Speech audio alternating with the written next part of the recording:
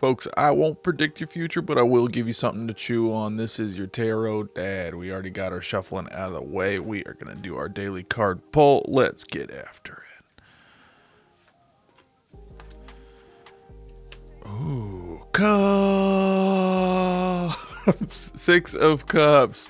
We've got 6 whole cups up in this card. There is a lot going on. First time I've ever pulled this bad boy. What I'm seeing here is we've got 6 cups in the card, right? We're kind of in a village. We've got 1 cup up on I don't know, I assume a pedestal. We've got 1 cup in the hands of someone passing down to someone who's smaller than them. The perspective on this card is all crazy, which I think is really interesting. We've got what appears to be flowers kind of popping out of each cup, which I'm seeing like springing life out of that. We're seeing the person who's holding the cup with the flowers in it. We're seeing them smelling our flower that is sprouting out of the cup as they hand it down to the person down kind of off to their side. I'm seeing like a relatively nondescript village in the background, or just home it could be, but I'm gonna go with village here because we can see the person kind of walking away with their wand, which is an interesting piece where we're seeing another suit kind of making an appearance here in cups. As we know, cups are what's going on inside of us. It is our internal stuff, our emotions, if you will, but I think it can be anything that's filling you up or that you're using to fill up other folks. Now, the company line here is upright is revisiting the past, childhood memories, innocence, joy. Reversed is living in the past, forgiveness, lacking playfulness. All that tracks to me, right? I'm not like reading a whole lot more into this, but I think what is interesting is the perspective shift of, this is a smaller person, which I just kind of assume that they are like indicating that this is a younger person, that this is a child, but this person is dressed like a grandma to me, which I think is interesting. And this person is actually bigger, but dressed more like a child, and is doing the handling of the cups and is passing on to that person. I think there's a lot in here about, to me, the sliding scale of time spent on Earth, matched up with the sliding scale of youthfulness to like age-old wisdom that we are approaching our lives with, right?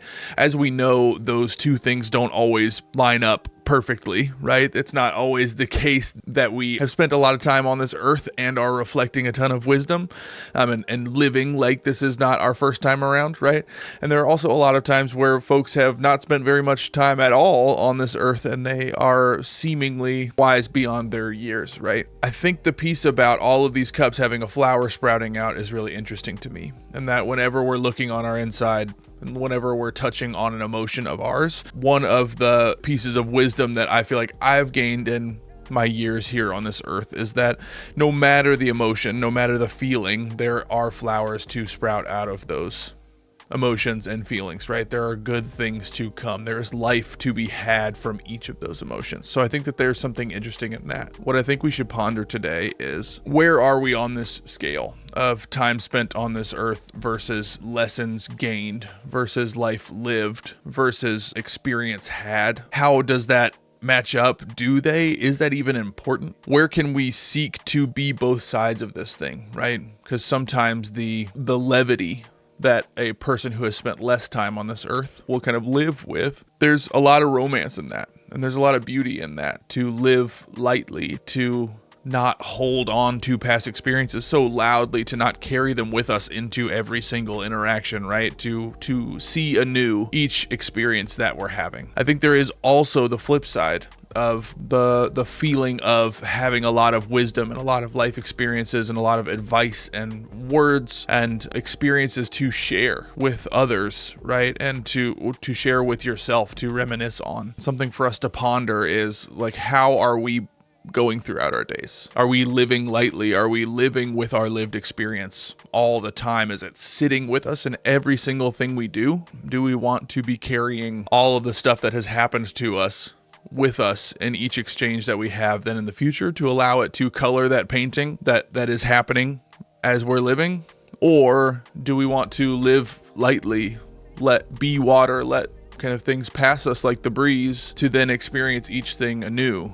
Is there some middle ground there? Is there a way to do both, right? Can we hold our past experience lightly and with sanctity and with joy and with a reverence for ourselves, while also still leaving room and leaving the doors open for new experiences to be had, for people to surprise us, for things to not always go exactly how we thought they were going to go? And I want to challenge y'all to not just live today like this, but to live every day like this as best we can. To me, this is where the human experience gets kicked up 10 notches, is when we can carry with us our time spent on this earth and hold it with the weight that it deserves, but also not let it keep us on the ground all the time, right? We need all experiences. We need to be able to keep an open mind and to see people for both what they are and what they can be and who they have been, right? We need to see ourselves for who we have been, what we can be, who we are,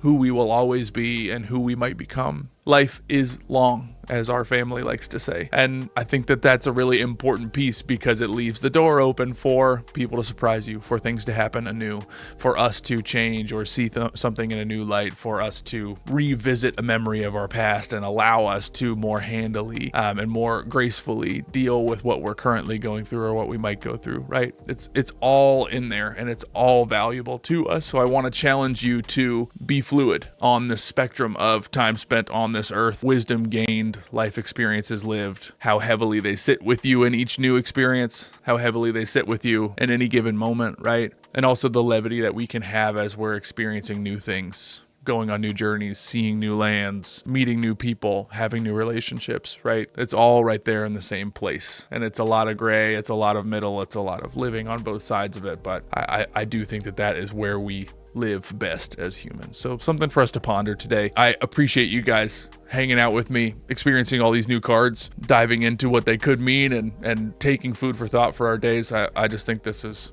such a lovely way to start each day. So I'll look forward to us doing it again tomorrow. If you have not done so, please share this with somebody who you think might think this would help them go throughout their days.